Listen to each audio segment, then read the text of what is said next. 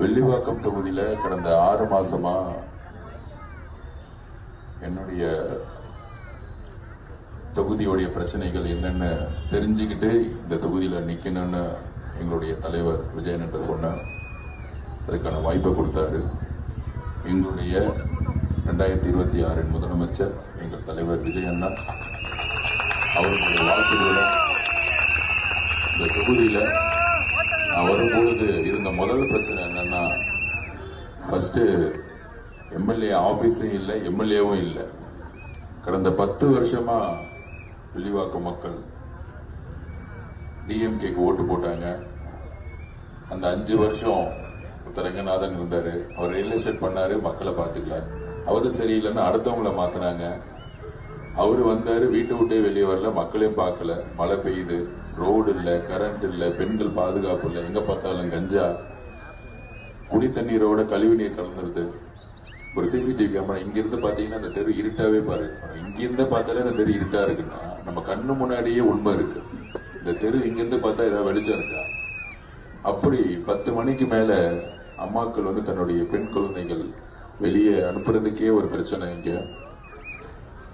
இந்த நேரத்துல உங்க முன்னாடி உங்களுடைய வேட்பாளரா இல்ல, உங்களுடைய எம்எல்ஏ வேட்பாளரா இல்ல, உங்களுடைய குடும்பத்துடைய ஒரு மகனா எங்க தலைவர் அனுப்பிச்சு விட்டுருக்காரு. அந்த உறவு தான் ஃபர்ஸ்ட் எனக்கு வேணும். எனக்காக இங்க வந்திருக்கீங்களே, தலைவருக்காக, நமக்காக ஒரு மாற்றம் வேண்டுமா? எங்களுடைய தோழர்கள் தோழிகள் துபாயில இருந்து நீ 40 பேர் வந்திருக்காங்க தலைவருக்கு ஓட்டு போறதுக்காக. இங்க நிக்கிறாங்க. என்ன உறவு? அப்ப எனக்கு ஒண்ணுமே புரியல. நான் ரொம்ப ஏழை விவசாய குடும்பத்திலிருந்து வந்தவன். அதுக்கப்புறம் பிஏ பொலிட்டிக்கல் சயின்ஸ் படிச்சுட்டு 15 வயசுலயே அரசியலுக்கு வரணும், மக்கள்கிட்ட போய் நிக்கணும், ஒரு மாற்றத்தை கொண்டு வரணும் அப்பயே சிந்திச்சவன். எங்க அம்மாவுடைய இழப்பு, என் குடும்பத்தோட இழப்பு, அது எல்லாருக்கும் தெரியும்.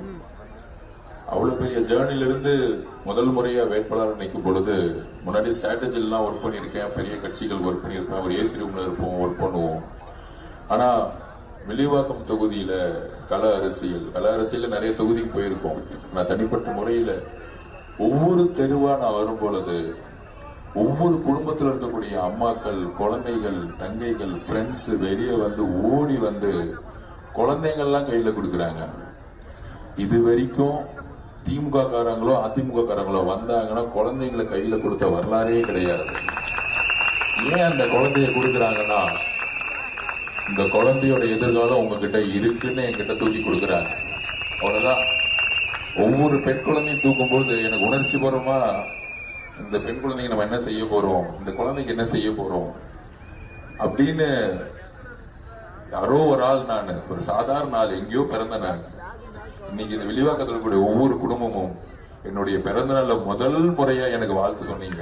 பிறந்த நாள் கொண்டாடதே கிடையாது என் வாழ்க்கையில. ஏன்னா சின்ன வயசுல இருந்து நான் ஏன் பிறந்த நாள் கொண்டாடினா, எனக்கு அம்மாவும் இல்ல, அப்பாவும் இல்ல. அப்ப சின்ன வயசுல இருந்து நான் ஹாஸ்டல்ல வளர்ந்தேன். 2 பேர் இல்லாதனால வாழ்த்துக்கள் சொல்றதுக்கு யாரும் இல்ல. அதனால சின்ன வயசுல இருந்து நான் எந்த பிறந்த நாளையும் கொண்டாடினது கிடையாது. ஆனா முதல் முறையில இன்னைக்கு கண் கலங்கின பாரதி நகர் ஃபுல்லா எங்க போனாலும் அண்ணா பர்த்டே, ஹாப்பி பர்த்டேன்னு சொல்லும் போது, அதுவும் அம்மாக்களா இருக்கும் போது நீங்க சொல்லும் போது, எங்க அம்மாவே நேரடியா எனக்கு சொன்ன மாதிரி ஒரு உணர்வை எனக்கு கொடுத்துச்சு. அப்படி நான் தெருவுல போகும்பொழுது அவங்க சொல்லக்கூடிய ஒவ்வொரு விஷயமும், நான் போயஸ் கார்டன்ல இருக்கேன், என் வீடு, எங்க பார்த்தாலும் நல்ல ரோடு, நல்ல தண்ணி, நல்ல ஸ்கூல்ஸ் இருக்கு, நல்ல காலேஜ் இருக்கு. ஆனா இங்க இருக்கிறவங்க ஒரு அடிப்படை, ஒரு ரோடு இல்ல, நடக்க முடியல என்னால. ஒவ்வொரு தெருவா இது வரைக்கும் நான் எந்த காரியமே யூஸ் பண்ணல, நடந்துகிட்டே இருக்கிறேன். காலையில 7:30 மணிக்கு ஆரம்பிச்சா 12:30 மணி வரைக்கும் நடந்துட்டே இருக்கேன். ஈவினிங் 5 மணிக்கு ஆரம்பிச்சா 10 மணி வரைக்கும் நடந்துட்டே இருக்கேன். 11 மணி நேரம் வில்லிவாக்கம் ஃபுல்லா நடந்துகிட்டே இருக்கிறேன். ஏன் நடக்கிறேன்னா, நடந்தாதான் ஒவ்வொரு தெருல என்ன பிரச்சனைன்னு எனக்கு தெரியும். என் குடும்பத்தில் இருக்கக்கூடிய ஒவ்வொரு குடும்பமும் என்ன பிரச்சனையை டெய்லி ஃபேஸ் பண்ணிட்டு இருக்குன்னு எனக்கு தெரியும். இல்லன்னா எனக்கு எதுவுமே தெரியாது. அப்ப நடக்கும் பொழுது, அண்ணா இங்க ரோடு இல்ல, இங்க டிரைனேஜ் இல்ல, நாங்க கழிப்பற போனோம்னா பிரைவேட்ல இருந்தா லாரி கூப்பிட வேண்டியதா இருக்கு, கரண்ட் இல்ல, லைட் இல்ல, ஸ்ட்ரீட்ல தண்ணி, மெட்ரோ, வாட்டர் இல்ல, இன்னொரு 4 ஏரியால பட்டா இல்ல, பட்டா கொடுக்கறேன்னு டிஎம்கே சொன்னாங்க. ஆனா இப்ப வீட சத்யா நகர்ல இடிச்சுக்கிட்டு இருக்காங்க. எல்லாமே வாக்குறுதி கொடுத்தாங்க. ஆனா எம்எல்ஏவும் காணோம், மழை வரும்போது யாருமே காணோம். ரேஷன் கடையில பொருட்கள் கொடுக்கறது இல்ல. பிங்கர் பிரிண்ட் ஒர்க்காம முதியோர்களுக்கு எதுவும் கிடைக்க மாட்டேங்குது. எலக்ட்ரிக்கல் லைன் ஒயர் இருக்குன்னு சொல்லிட்டு எல்லாம் கீழே கிரவுண்ட்ல உடிச்சிட்டு இருக்காங்க. இந்த மாதிரி எந்த பிரச்சனைகளும் எதுவுமே சரி செய்யாம நான் இன்னும் எம்எல்ஏ வேட்பாளர் தான் இருக்கேன்.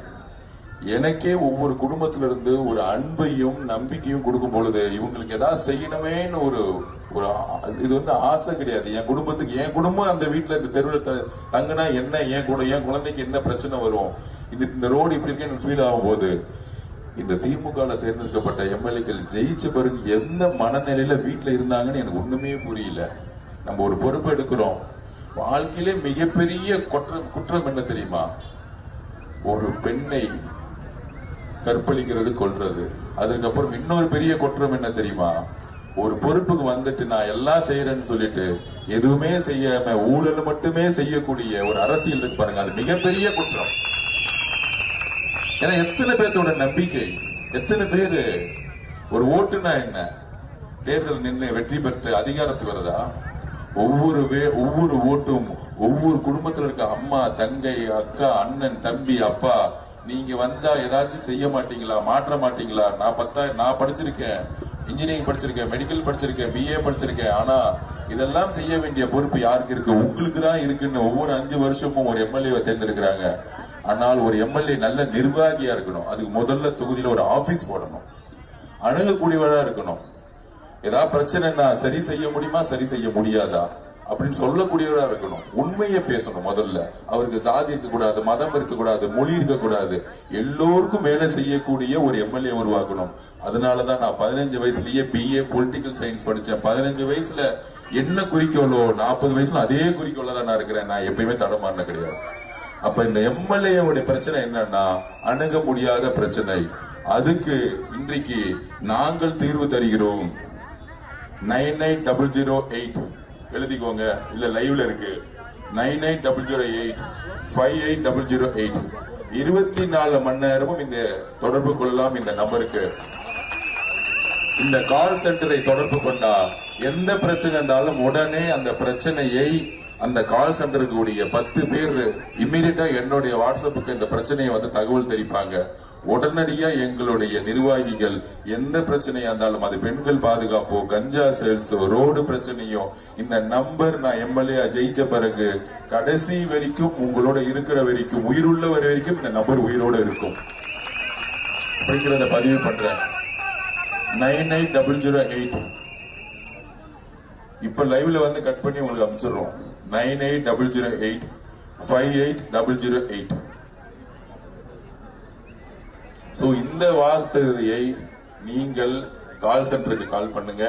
நாளையிலிருந்து ஆக்டிவேட் ஆயிடும். 10 பேர் அதுக்கு அப்பாயின்மெண்ட் பண்ணியாச்சு. கூடிய விரைவில் உங்களுடைய பிரச்சனைகளை காது கொடுத்து கேட்டு என்ன பிரச்சனை இருந்தாலும் சரி செய்வோம். இன்னைக்கு நான் ஒரு வாக்குறுதி கொடுத்த என்னுடைய பிறந்த நாள் அன்று எப்பயுமே நான் சொல்லுவேன், என்னுடைய கடவுளை எங்களுடைய அம்மா. நான் பெரிய கோயில் குளத்துக்கு எல்லாம் போனதில்லை. எப்படி எங்க அம்மா சாவமான்னு சொன்னாங்க, உண்மையாரு தைரியமாரு அப்படின்னு சொன்னாங்க. நான் எப்பொழுதும் கூட இருக்குன்னு சொன்னாங்க. எங்க அம்மா தான் எனக்கு கடவுள்.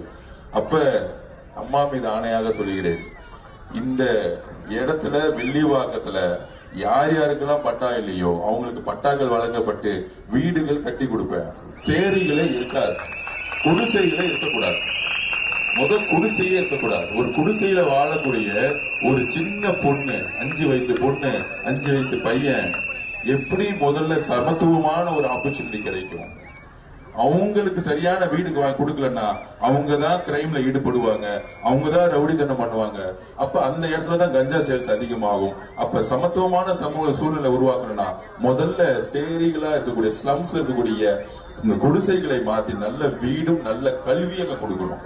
இந்த உலகத்துல பிறந்தவங்க யாருமே நல்லவர்கள் கெட்டவர்கள் அவங்களுடைய வாய்ப்பை பொறுத்து உருவாக்கப்படுவது. வெள்ளிவாக்கத்துல எல்லோருக்கும் சம வாய்ப்பை உருவாக்குவது என்னுடைய குறிக்கோளா இருக்கும். அனைத்து கோயில்களும், அனைத்து மசூதிகள், சர்ச்சுகளும் இலவச சாப்பாடு வழங்கப்படும். ஏழை மக்களுக்கு இலவச சாப்பாடு வழங்கப்படும். எல்லா மதமும் சம்மதம் நமக்கு. எல்லா ஏழை மக்களுக்கும் வயிறார சாப்பாடு வழங்கப்படும். நான் சின்ன வயசுல 3 வேளை சாப்பிடுறது கஷ்டப்பட்டுதான் ஸ்போர்ட்ஸ்ல சேர்ந்தேன். கவர்மெண்ட் என்ன தடுத்துச்சு. நேரு ஸ்டேட்டத்துல தான் படிச்சேன். பொலிட்டிக்கல் சயின்ஸ் படிக்கும் பொழுது எனக்கு ஸ்காலர்ஷிப் கொடுத்தாங்க. அப்ப நான் சாப்பிடாத போது கவர்மெண்ட் தான் எனக்கு சாப்பாடு கொடுத்துச்சு. இன்றைக்கு ஒரு நல்ல வசதியும் நல்ல பொறுப்பு இருக்கும் பொழுது என்னுடைய நான் கவர்மெண்ட் செய்யும் இது செய்யும் கூட எங்க அண்ணன் முதலமைச்சரை தமிழ்நாடு ஃபுல்லா செய்வாரு. ஆனால் வில்லிவாக்கத்தின் தனிப்பட்ட வாக்குறுதி ஸ்லம்ஸே இல்லாமல் எல்லா குடிசை பகுதியிலும் மாட்டணும்.